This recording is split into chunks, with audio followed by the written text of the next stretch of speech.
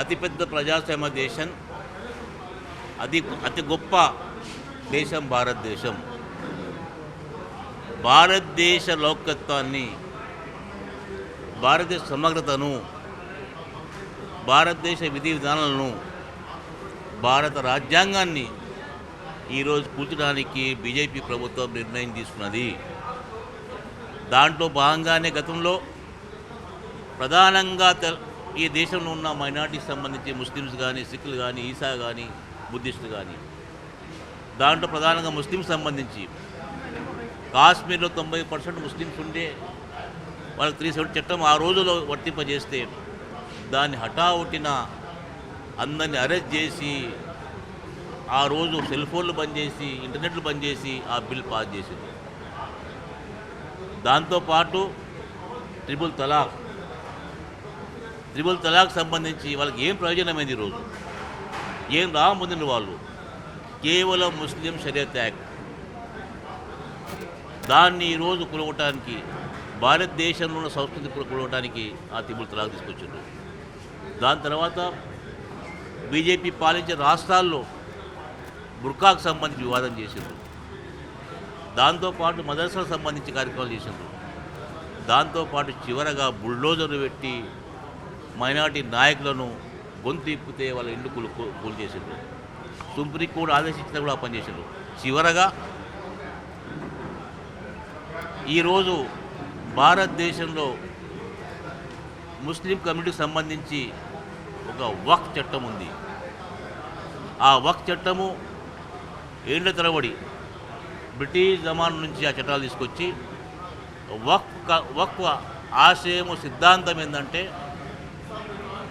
ఈరోజు పెద్దలు కొంతమంది ప్రాపర్టీసు వక్ఫ్ యాక్ట్లో, వక్ఫ్ బోర్డుకు వక్ఫ్ అప్పచెప్తే దాంట్లో వచ్చే ఆదాయంతో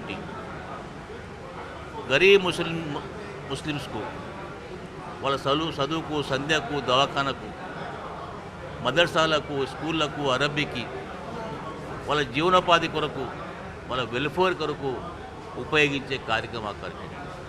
ఇంకో లెక్కన ఒక ప్రాపర్టీ ఈ ప్రభుత్వాల దగ్గర భూములు లేవు కాబట్టి ఆ భూములు కబ్రస్థాన్ల కొరకు, మస్జిద్ల కొరకు, దర్గాల కొరకు ఇచ్చినవి.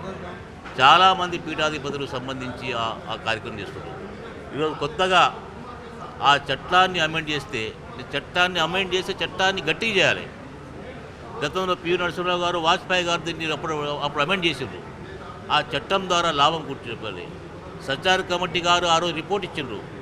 ఈరోజు భారతదేశంలో వక్ఫ్ సంబంధించి పెద్ద సంపద ఉంది. ఆ సంపద ఇన్కమ్ని పెంచాలని సజెస్ట్ చేసిండ్రు. ఇన్కమ్ని పెంచితే ఆ ఇన్కమ్ ద్వారా ముస్లిం సమాజానికి అభివృద్ధి చెందిస్తే కార్యక్రమం చేయాలని చెప్పారు. అదన్నీ పక్కన పెట్టేసి కేవలం ఈరోజు భాజపాకు సంబంధించిన కార్పొరేట్ సెక్టార్, బాంబే, ఢిల్లీ, హర్యానా, చండీగఢ్, బెంగళూరు, హైదరాబాద్ సంబంధించి పెద్ద ప్రాపర్టీస్ ఈరోజు వక్ఫ్ ప్రాపర్టీస్ కార్పొరేట్ ఆధీనంలో ఉన్నాయి. వాళ్ళకి యజమాని హక్కులు లేవు. ఈరోజు ప్రభుత్వానికి లాక్కొని వాళ్ళకి యజమానులు చేసే కార్యక్రమం చేస్తుంది. ఈరోజు ఈ ఆస్తి దేవుని ఆస్తి, ఏ వ్యక్తిదో, ఏ ప్రభుత్వానికి ఆస్తి కాదు. ఆ ఆస్తిని ఈరోజు కూలగొట్టే ప్రయత్నం చేస్తున్నారు. నేను సభాముఖంగా వాళ్ళు కోరుకుంటున్నా. ఈరోజు ఈ దేశంలో ఎండోమెంట్ చట్టం ఉంది, చారిటబుల్ ట్రస్టులు ఉన్నాయి. దాంట్లో మీరు ఎట్లా చేస్తారా? ఎందుకు ఈ వివక్ష? సాఫ్గా ఈ దేశాన్ని విభజించి, ఈ దేశాన్ని ఉన్న రాజ్యాంగాన్ని ఈరోజు పక్కన పెట్టేసి ఈరోజు దేశాన్ని ఈరోజు పంచే కార్యక్రమమే ఈ కార్యక్రమము. ఈరోజు ఇంతకుముందు 20-80 అని చెప్పిండ్రు, 20% మీరు, 80% మీరు అని చెప్పిండ్రు. అట్లా రెచ్చగొట్టిండ్రు. అయినా భారతదేశ లౌకికవాదులు దాన్ని అర్థం చేసుకొని ఈ దేశాన్ని సురక్షణ పెట్టిండ్రు.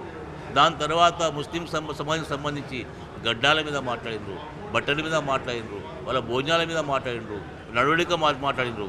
దాని తర్వాత రాజకీయ పార్టీ బీజేపీ ఉంటే ఆ బీజేపీలో ముస్లిం సంబంధించి ఒక ప్రాతినిధ్యం, ఒక టికెట్ కానీ, రిప్రజెంటేషన్ కానీ, లాస్ట్కు వక్ఫ్ బోర్డు సంబంధించి దేశంలో కమిటీ కూడా వేయలేదు. ఇంత ఓపెన్గా వాళ్ళు they are anti to this system. దాంట్లో బాగా నీ పనిచేసింది కాబట్టి మేమందరం చైర్మన్ ఈరోజు రూమగూడి ముఖ్యమంత్రి గారికి విన్నపం చేసుకుంటూ గతంలో కాంగ్రెస్ పార్టీ కానీ మీరు కానీ ఈ చట్టానికి వ్యతిరేకంగా మీరు మాట్లాడిండ్రు. ఈరోజు యావత్ భారతదేశంలో మీ వాయిస్ వినిపించారు. ఈ చట్టాన్ని వ్యతిరేకిస్తూ ఈ అసెంబ్లీలో రిజల్యూషన్ పాస్ చేయాల్సిన విజ్ఞప్తి చేస్తాం. దాంతోపాటు అందరం కలిసి ఒక కార్యాచరణ తీసుకొని దీనికి కోర్టుకు వెళ్ళాలన్నా రోడ్డు మీద పడాలన్నా ఆ కార్యక్రమం మేము చేస్తున్నామని చెప్పి తెలియజేసుకుంటూ తప్పక ఇప్పటి కూడా మాతో పాటు ఈ దేశంలో లౌకికవాదులు అందరూ కూడా కలిసి వస్తారని చెప్పి తెలియజేసుకుంటూ తెలుసుకుంటాను.